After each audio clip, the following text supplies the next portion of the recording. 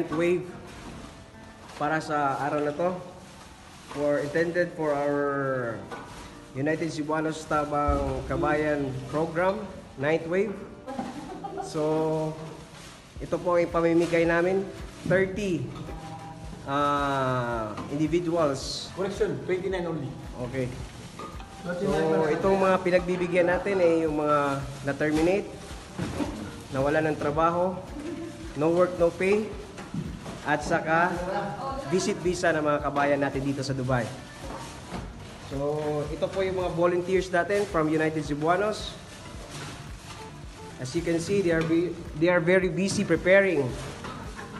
So, we would like to thank our sponsors, those people who have helped us make this program successful. 1, 2, 3, 4. So the volunteers, especially to our Lord God. Okay. So this is Dre Meister, because Dre cares. Okay.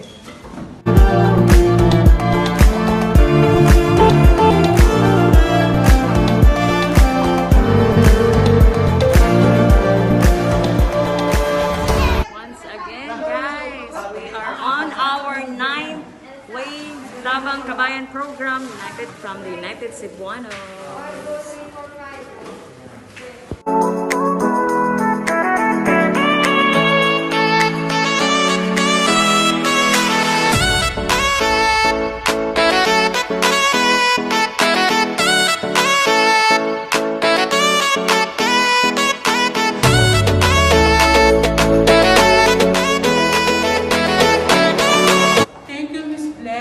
Medex Pharmacy, Mr. and Mrs. Rabur.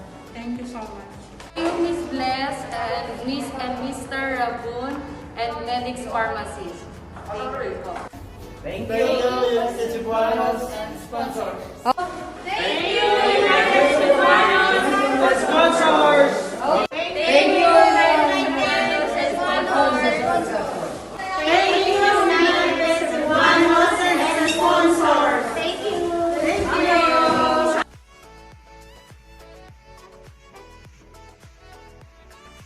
Say thank you.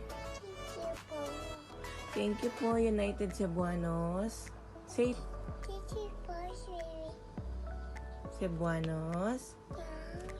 And Mr. and Mrs. Rabor. Thank you.